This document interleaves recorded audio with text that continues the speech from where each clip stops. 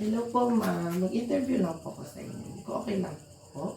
Interview po sa ano? About po ito sa physical assessment yun lang po, ma'am. Ay, sige. Okay, ma'am. Ma'am, makilagay lang po ako ng bag, ha? Sure. Thank you po. So, ma'am, may mga kunting katanungan lang po. Opo. Ma'am, ha? Ano po yun? So, ma'am, ako muna pala si Elijah Marina Bras po. Okay po. So, dito naman po tayo, ma'am. Itatanong po kung mga set ng questions po, ma'am. Tapos, so, ano po bang taon ngayon, ma'am? 2020. Okay po. Yung season po natin ngayon. Ano po season? Rainy season.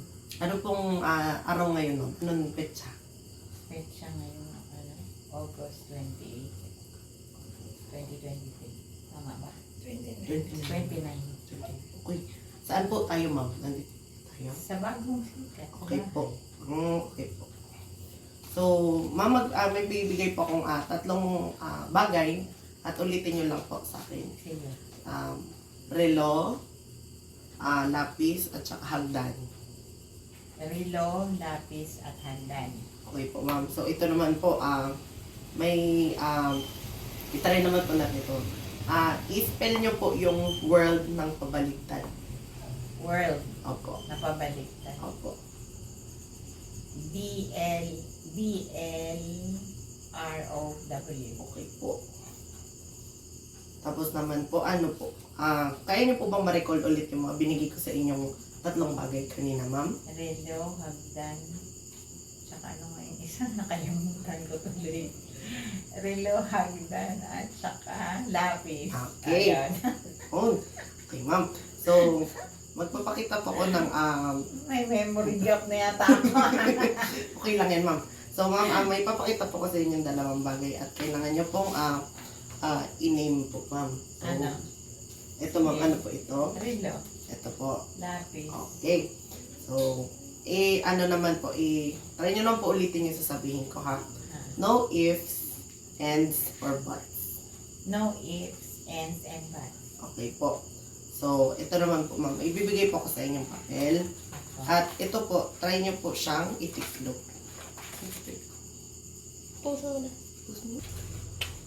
So, ito po, ma'am. Oh my God. So, ma'am, ito po, ibibigay ko po sa inyo isang papel po. Tapos, try nyo pong kuhain to ng kaliwang kamay nyo.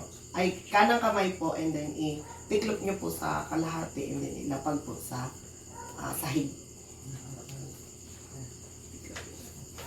Kalahati lang. Opo, kalahati lang. Tapos, ilapag ko. O, yung, ano lapag ko, kanan din. Opo, Kanan din. okay. O kaliwa. Kanan po. Kanan? Kanan. Kanan din. Oh, Okay. yan. Okay, ma'am. So, dito naman po, try po natin i-pikit yung mata natin, ma'am. And then, gawin po ulit yung pagtiklop and pag baba. Ipikit ko, tapos Opo, tiklopin ko. opo. So, kunin ko yun ang papel. Opo, ako naman po. Okay. Okay, Sige. ma'am. Try niyo ulit, ma'am. Pagpikit Sige. niyo po, ma'am. Tapos, bigay ko po sa inyo sa... Okay. Okay. Tapos, tiklop niyo po sa hati. Then, ilap po ulit. Okay. So, ito naman po, magbigay naman po ako. May isusulat po kayo, ma'am, ha? Sige. Magbigay po kayo ng sentence na meron pong pang-uri, tsaka noun, tsaka verb po.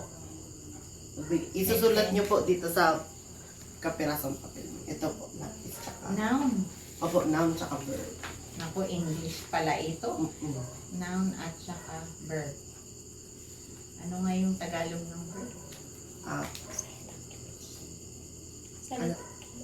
Salitang kilos po, verb. Kilos. Po. Sige. Basta kumikilos, ha? Opo. Tapos, noun. Opo. Isang sentence po. Isang sentence siya? Opo, kahit isang sentence po. Sige na nga. Simpleng sentence lang. Opo, simple sentence lang. Sige. Kompleto ba? Po.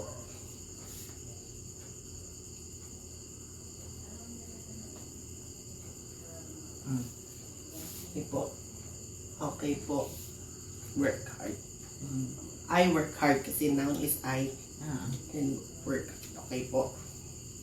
So, ito naman po, may papakita po ko sa inyo ulit na ito, ma'am. Kaya niyo po bang i-drawing? Ito lang, ma'am. Dalawa po ito sila.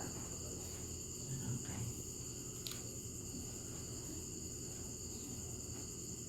Ayan po. Pentagon. Pentagon. Tapos yung isa naman po is nakatabingi. Nakatabingi na pentagon.